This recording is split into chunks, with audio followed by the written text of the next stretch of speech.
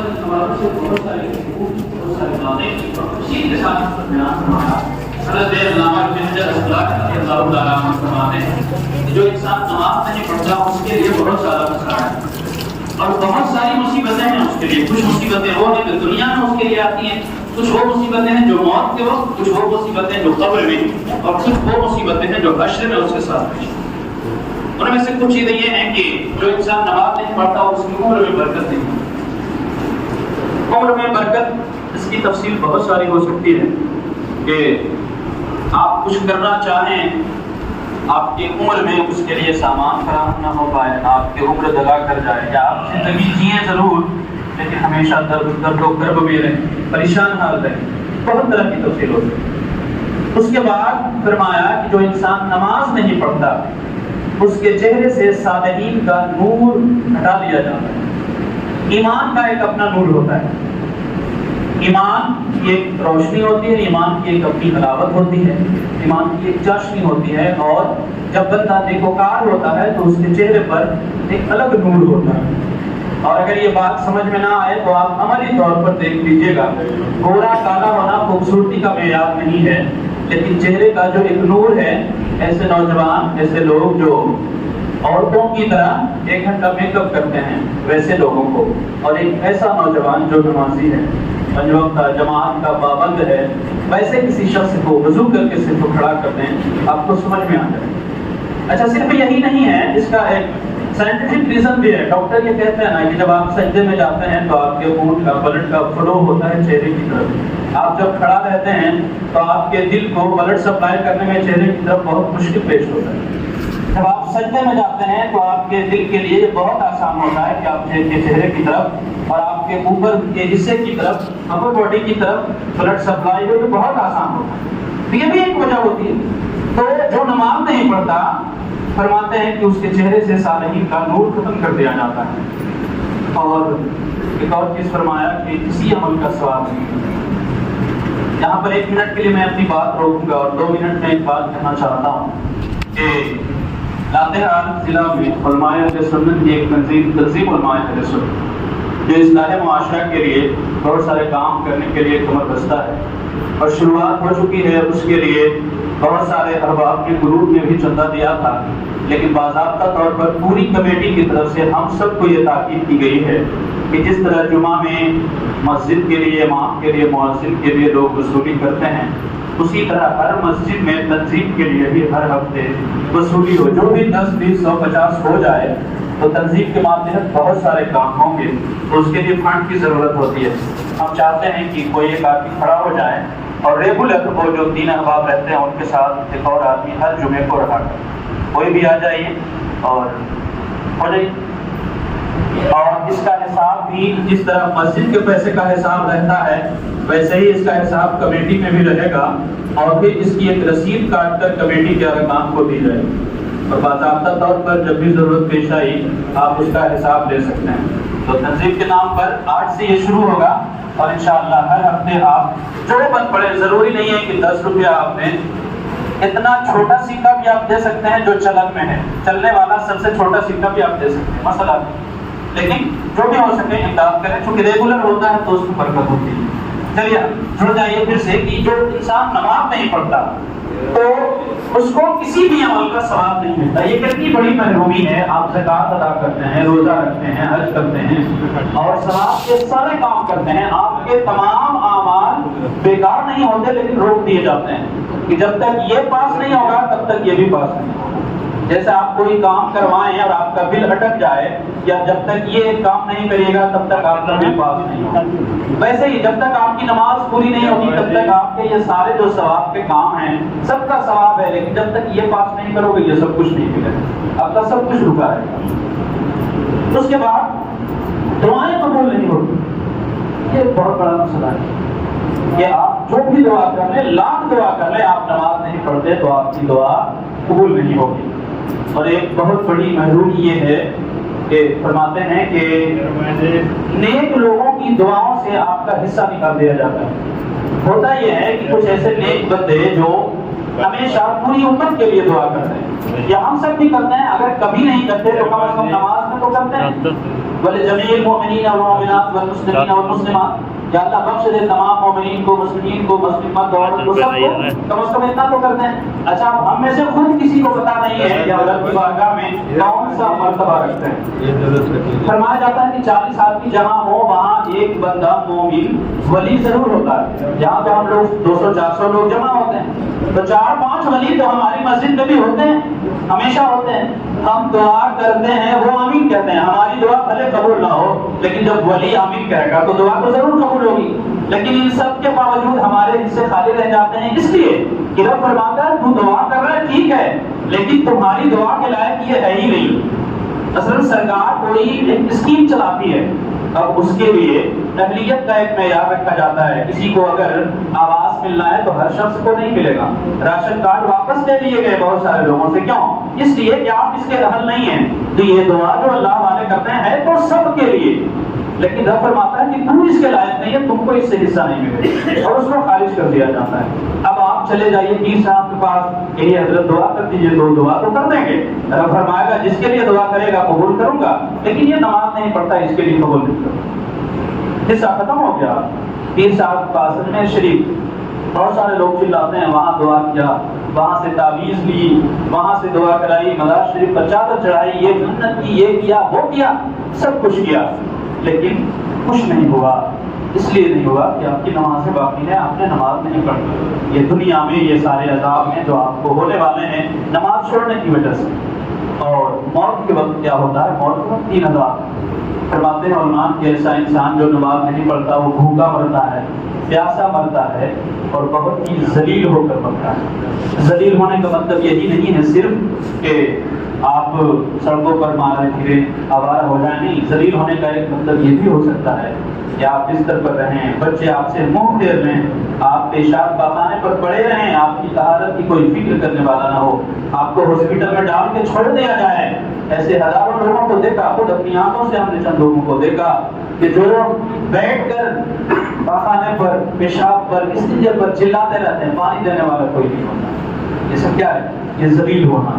اور ذلیل ہونے کی جو بھی آپ تعبیر کریں وہ ہو سکتا ہے کہ بندہ بھوکا مرے گا, پیاسا مرے گا اور ذلیل ہو کر مرے گا موت کے وقت. اور قبر میں کچھ عذاب اس کو ملتے ہیں. قبر میں ایک عذاب تو یہ ہے کہ قبر تنگ ہو جاتی ہے. روایتوں میں آیا کہ قبر اس طرح سے دباتی ہے کہ ادھر کی پچھلی ادھر اور ادھر کی پچھلی ادھر ہو جاتی ہے. آپ اندازہ کریں کہ 2 دیوار کے بیچ میں اگر کسی کو پیس دیا جائے, دبا دیا جائے تو اس کی کیفیت کیا ہو. تو یہ عذاب ہوتا ہے اسے قبر میں, اور اس کی قبر میں آگ جلائی جاتی ہے جو نماز نہیں پڑھتا.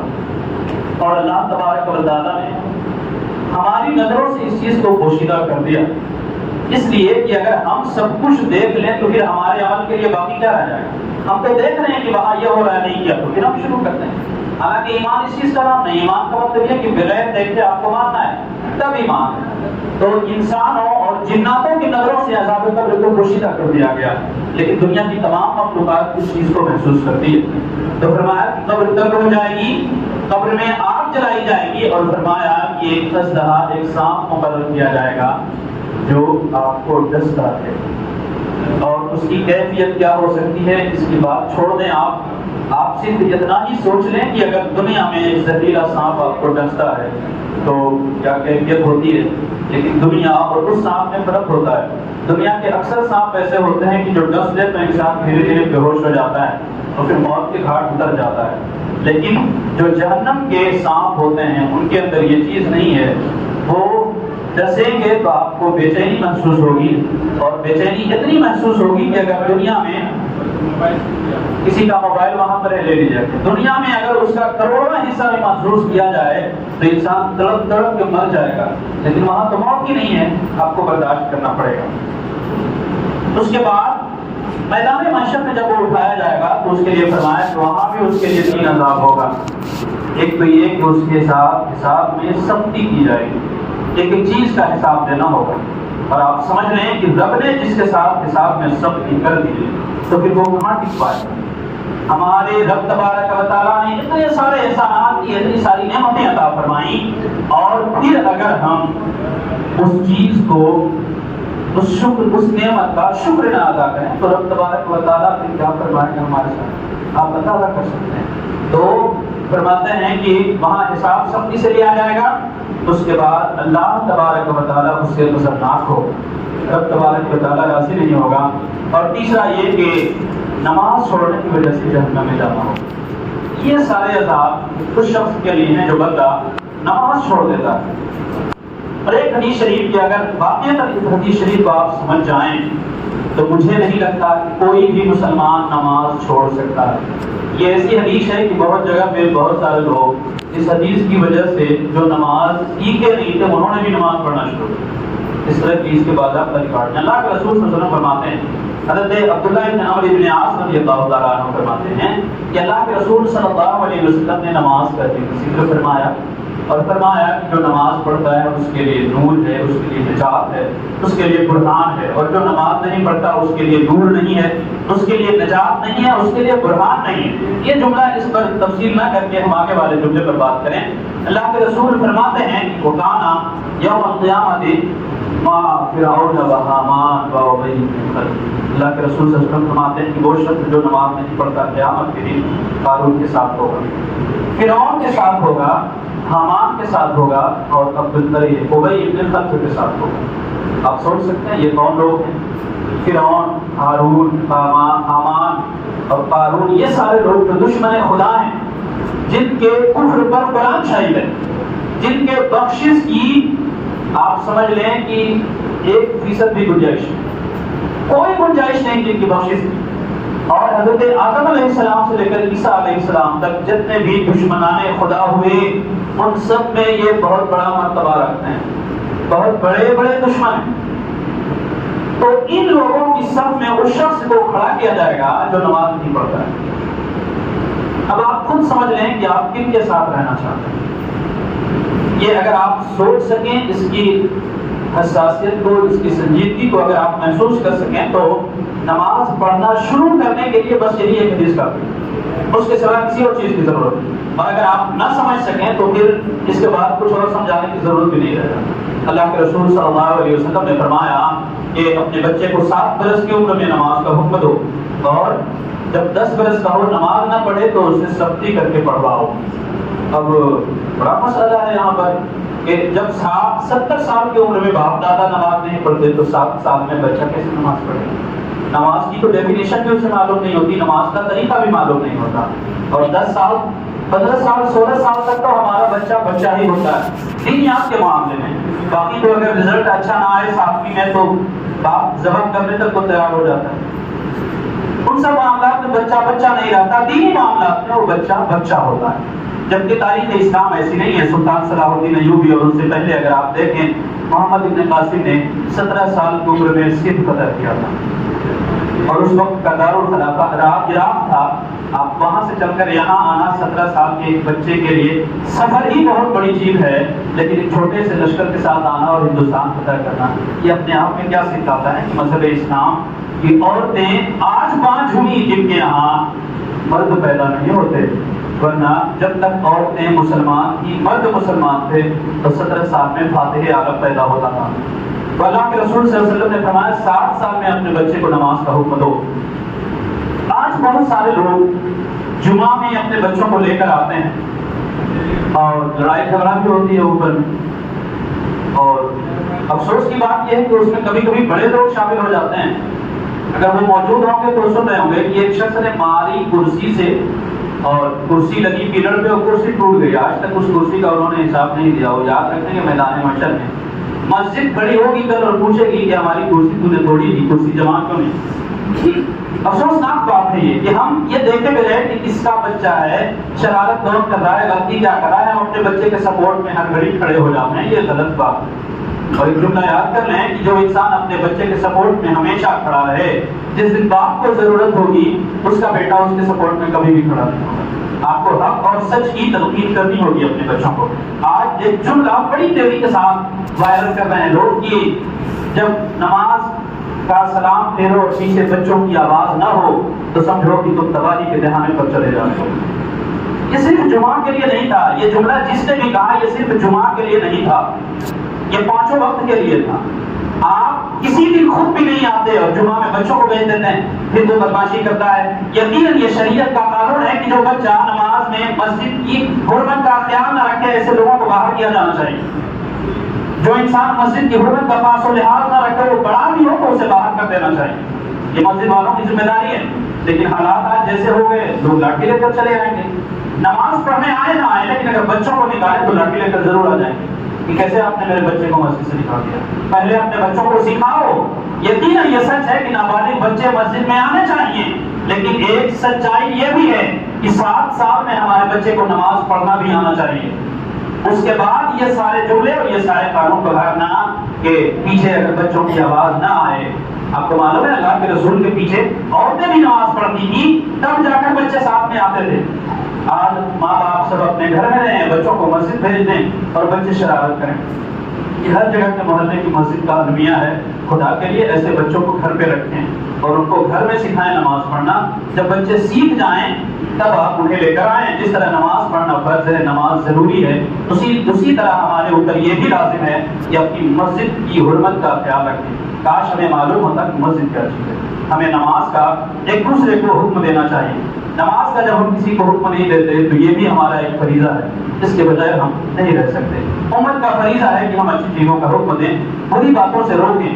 اور آپ کو میں نے یہ مسئلہ ایک بارہا بتایا ہے کہ آپ اگر نماز پڑھتے ہیں، آپ کا پڑوسی بھی نمازی ہے لیکن وہ جماعت سے نہیں پڑھتا، تو آپ پر لازم ہے کہ آپ اپنے پڑوسی کو جماعت سے نماز پڑھنے کی تلقین کریں۔ اور اگر آپ قدرت رکھتے ہوئے اپنے پڑوسی کو جماعت سے نماز پڑھنے کی تلقین نہیں کرتے تو آپ گنہگار کہاں ہوں؟ میری بات سمجھ رہے ہیں؟ نماز پڑھنے کی بات میں نہیں کر رہا ہوں، جماعت سے نماز پڑھنے کی بات نہیں کر رہا ہوں، میں یہ کہہ رہا ہوں کہ آپ کا پڑوسی مسجد نہیں جاتا، وہ گھر پہ نماز پڑھتا ہے اور آپ اس کو یہ نہیں کہہ سکتے کہ چلو تم بھی مسجد نماز پڑھنے، تو آپ گنہگار ہیں۔ آپ کو جماعت کے ساتھ نماز پڑھنے کے لیے اپنے دوستوں کو، اپنے گھر والوں کو اور اپنے تمام پڑوسیوں کو کہنا چاہیے۔ اور ہمارا کام ہے تبلیغ کرنا۔ کوئی کیا کرتا ہے نہیں کرتا ہے وہ ایک الگ بات ہے۔ ہمارا جو پورا ایک سسٹم ہے، جو پوری ایک تاریخ ہے، وہ یہی ہے کہ ہمیں حکم دیا گیا کہ ہم بیان کریں۔ آپ نے سنا ہوگا حضرت بایزید بستامی رضی اللہ تعالیٰ عنہ کا واقعہ۔ بہت سارے لوگ یہ کہہ دیتے ہیں نا کہ ارے کیا ہوگا، اس پر اثر نہیں کرنے والا۔ آپ نے اس کی تقدیم دیکھی ہے کیا؟ کسی کے بارے میں بھی یہ کہہ دینا کہ کچھ کر لو یہ نہیں سدھرے گا، یہ جملہ بہت غلط ہے۔ حضرت بایزید بستامی سے لوگوں نے کہا تھا کہ حضور آپ کے شہر میں ایک طوائف آ گئی ہے جو نوجوانوں کو برباد کر رہی ہے، لوگوں کا ایمان لوٹ رہی ہے۔ تو بایزید بستامی یہ کہہ سکتے تھے کہ طوائف ہے، اس کا کام ہی وہی ہے، ہم کیا کر سکتے ہیں اس میں، تم لوگ طاقت استعمال کرو، اسے نکال کر باہر کرو۔ لیکن نہیں، کمی ہے ہم لوگوں کی بھی، جو تبلیغ کرنے والے لوگ ہیں، جو دین کے ایک ذمہ دار کے طور پر سامنے آتے ہیں، چاہے وہ علماء ہوں، ائمہ ہوں، مدرسین ہوں، مؤذن ہوں، امام ہوں، سب کی یہ ذمہ داری تو بنتی ہے کہ ہم ایک دوسرے کو تبلیغ کریں، تلقین کریں۔ حضرت بایزید بستامی نے کہا ٹھیک ہے میں دیکھتا ہوں۔ دوسرے دن صبح مسلح لے کر اسی طوائف کے دروازے پر جا کے مسلح بچھا دیا۔ جو بھی آتا دیکھتا کہا ارے بابا بیٹھے ہیں، واپس چلا جاتا۔ جب شام ہو گئی کوئی گراہک نہیں آیا عورت کے پاس، اس نے اپنی خادمہ سے کہا جاؤ جا کر دیکھو وجہ کیا ہے، آج کوئی آتا کیوں نہیں۔ جب خادمہ نے نیچے اتر کر دیکھا تو کہا کہ وقت کا سب سے بڑا ولی، شہر کا سب سے بڑا اللہ والا تو آپ کے دروازے پر بیٹھا ہے، کوئی کیسے آ سکتا۔ وہ عورت نیچے اتری، اس نے کہا کہ بابا تجھے اگر خدا کی عبادت نہیں کرنی ہے تو میرے پیٹ پر لات کیوں مارتے ہو، میرے دروازے پر کیوں، مسجدوں کے دروازے کھلے ہیں، جاؤ مسجدوں میں عبادت کرو، میرے گاہک کیوں روکتے ہو۔ آپ نے کہا مجھے گراہک چاہیے، کہا ہاں مجھے گراہک چاہیے، کہا جاؤ آج میں ہی تیرا گراہک ہوں، بتا تیری گراہک کی قیمت کیا ہے۔ اس نے قیمت بتائی، کہا کوئی بات نہیں ہے، چاہے وہ کوئی ولی ہو یا شیطان، مجھے تو پیسوں سے غرض ہے۔ آپ نے قیمت ادا کی اور اس کے کوٹھے پر چڑھنا شروع کر دیا۔ آج بھی اس چیز کا شکار بہت سارے لوگ ہیں، جب کسی عالم کو کوئی ایسا کام کرتے دیکھتے ہیں جب سمجھ میں نہیں آتا تو لوگ پریشان ہو جاتے ہیں۔ ایک دن صاحب کہنے لگے کہ ہم نے ایک عالم صاحب کو دیکھا کہ کچہری میں انہوں نے چندہ کیا اور باہر نکل کر کپڑا خریدنے لگے۔ انہوں نے کہا کہنا کیا چاہتے ہیں؟ بولا آپ خود سمجھ سکتے ہیں، بولے آپ کی سوچ غلط ہے۔ یا تو آپ یہ کہیے کہ وہ انسان سارا چندہ کر کے گھر جائے، پھر گھر سے دوسرا اپنا پیسہ لے اور پھر آ کر اپنا گھر والوں کا کپڑا خریدے۔ ارے رمضان ہے، عید آنے والی ہے، اس کے بھی بچے ہیں، آپ نے یہ کیسے سوچ لیا کہ وہ چندے کے ہی پیسے سے کپڑا خرید رہا ہے؟ ہم کیوں نہیں اچھی بات سوچ سکتے، برا ہی کیوں سوچتے؟ وہی اس وقت بھی ہوا جب لوگوں نے دیکھا کہ بایزید بستامی سیڑھی چڑھ رہے ہیں، لوگوں نے کہا اب قیامت کیوں نہیں آتی، یہ اللہ والے کہلاتے ہیں اور ایک طوائف کے کوٹے پر چڑھ رہے ہیں۔ جب بات سمجھ میں نہ آئے، کسی پر اعتماد کرنا سیکھیں، اور جب اعتماد کریں تو پھر اس کو تھوڑا موقع دیں اپنی صفائی کرنے کا۔ لوگوں نے جو کچھ کہنا تھا کہا، آپ چلے گئے اس کے اوپر، جب وہاں گئے آپ نے کہا دیکھ ہم نے تیری رات بھر کی قیمت ادا کی ہے، اب تجھے رات بھر میری بات ماننی ہوگی۔ کہا ٹھیک ہے جو کہیں، کہا ٹھیک ہے جاؤ غسل کر کے آ، یہ جو میک اپ کیا ہے اسے اتار دے۔ جا کر اس نے غسل کیا، کہا وضو کر کے تیار ہو جا، کہا مصلی ہے، کہا مصلی تو نہیں، کہا مصلی منگوا، مصلی منگوایا گیا، مصلی بچھایا گیا، کہا میں جو کرتا ہوں رات بھر تجھے ویسا ہی کرنا ہے۔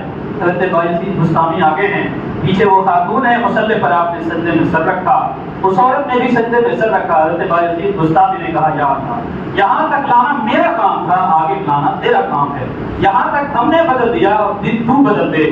جب شام کا سورج غروب ہوا تھا تو ایک طوائف کی، جب صبح کا سورج طلوع ہوا تو ایک اللہ کی ولی ہے۔ اسی کے بارے میں یہ سوچ لینا کہ یہ نہیں سدھر سکتا اور اس کو تبلیغ نہ کرنا، یہ ہماری بہت بڑی کمزوری ہے اور ہم اپنے فرض سے بھاگنا چاہتے ہیں۔ ہر انسان کا یہ ذمہ ہے، جو نماز پڑھتا ہے وہ بھی، جو نہیں پڑھتا ہے وہ بھی، کہ دوسروں کو بھلائی کی تلقین کرے۔ پروردگار عالم سے دعا ہے مولا ہم تمام لوگوں کو خود بھی نماز پڑھنے اور دوسروں کو بھی نماز کی تلقین کرنے کی توفیق عطا فرمائے۔ ایک مخصوص اعلان سماعت فرما دیں کہ پچھلے سال بریلی شریف کا کچھ ہوا تھا، میری حاضری ہوئی تھی، بہت سارے دوستوں نے اس کے بعد کہا کہ ہمیں نہیں بتایا گیا، ہم بھی جاتے، تو آپ کو بتا دیں 10، 11، 12 سپٹمبر قرص اعلیٰ بریلی شریف میں منعقد ہوگا۔ اگر آپ جانا چاہیں گے تو آپ کو اس سے پہلے ہی ٹکٹ نکلوا لینا ہوگا۔ اور ایک اعلان یہ ہے کہ فقط نماز جمعہ